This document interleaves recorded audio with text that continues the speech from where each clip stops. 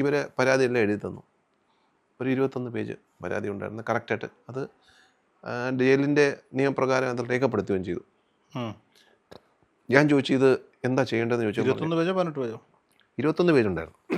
അത് രേഖപ്പെടുത്തി അവിടെ എടുത്തതിന് ശേഷം ഞാനിത് എന്തോ ചെയ്യണമെന്ന് ചോദിച്ചാൽ പറഞ്ഞു ഫെനി ഇത് പരാതി പിന്നെ ഡ്രാഫ്റ്റ് ചെയ്യ്, ഇതിൻ്റെ കോപ്പി എടുത്തിട്ട് എന്നിട്ട് വെളിയിലെ ഗണേഷ് കുമാറിൻ്റെ PA നിൽപ്പുണ്ട് പ്രദീപ്. ഇപ്പം പുള്ളിയുടെ PA ആണെന്ന് എനിക്കറിയത്തില്ല. പ്രദീപ് നിൽപ്പുണ്ട്. പ്രദീപിൻ്റെ അടുത്ത് ഇത് കൊടുക്കണം. അതുകൊണ്ട് പിന്നെ ഔദ്യോഗികമല്ലെന്ന് തോന്നുന്നു, കൂടെയുണ്ട്. അങ്ങനെ ഞാൻ വെളിയോട് ഇറങ്ങിയപ്പോഴാണ് ഈ പ്രദീപിനെ കാണുന്നത്. അദ്ദേഹത്തിൻ്റെ ചുമന്ന കാറ്. അപ്പം ഞാൻ ചോദിച്ചു ഇതാരുടെ നമ്മൾ ഗണേഷ് സാറ് ഫെനിയെ കൊണ്ടുപോകാനായിട്ട് കാറ് അയച്ചു തന്നാന്ന് പറഞ്ഞു. ചുവന്ന സ്വിഫ്റ്റ്. അപ്പം ഞാൻ പറഞ്ഞു എൻ്റെ കാറുണ്ട്. അല്ലല്ല ഗണേഷ് സാറ് പറഞ്ഞു ഗണേഷ് സാറിൻ്റെ ഈ വണ്ടിയിൽ പോയാൽ മതി എന്ന് പറഞ്ഞ്.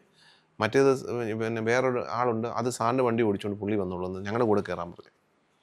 അങ്ങനെ ആ റെഡ് കാറയിൽ കയറി ഞങ്ങൾ ഇതെല്ലാം വായിച്ച് നോക്കിയപ്പം ഓരോന്നോരോന്ന് വെച്ച് എല്ലാം വായിച്ച് നോക്കുമായിരുന്നു അദ്ദേഹം വായിച്ച് നോക്കിയിട്ട് അദ്ദേഹം കുറച്ച് ദൂരെ കണ്ടിട്ട് പറഞ്ഞ് ഇത് കൊള്ളാം, നമുക്കും പണി കിട്ടിയിട്ടുണ്ടല്ലോ സാറേ എന്ന് പറഞ്ഞു. ഞാൻ പറഞ്ഞു അതെ. അപ്പം ഞാൻ പറഞ്ഞു അതെന്താ പറഞ്ഞു, ഇത് ഗണേഷ് സാറിൻ്റെ പേരും കാണുന്നല്ലോ എന്ന് പറഞ്ഞു. അപ്പം ഞാൻ പറഞ്ഞു ഉണ്ട് ഗണേഷ് സാറിൻ്റെ പേരുണ്ടല്ലോ എന്ന് പറഞ്ഞു. അയ്യോ ഇത് പിന്നെ നമുക്ക് ഇട്ടിട്ട് പണിയാണെന്നില്ല, ഇത് എന്നിട്ട് എത്രയും പെട്ടെന്ന് വണ്ടി ഓടിച്ച് ഞങ്ങൾ ഏകദേശം ഒരു 10-11 മണിയായപ്പം ട്രിവാൻഡ്രത്ത് നിന്നു. പക്ഷെ അവിടെ ഒരു യുക്തിബോധത്തിന് നിരക്കാത്തൊരു സംഭവമുണ്ട്.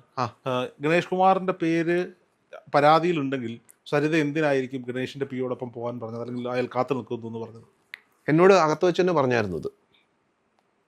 ഈ ഇതിന് ശേഷം എന്നോട് പറഞ്ഞായിരുന്നു ഇതിനകത്ത് ഇദ്ദേഹത്തിൻ്റെ പേരും ഉണ്ടെന്ന് പറഞ്ഞ് അത് അവന് വായിക്കുമ്പോൾ മനസ്സിലായിക്കോളൂ എന്ന് പറഞ്ഞു. ഇത്രയുള്ളൂ എന്നോട് പറഞ്ഞത്.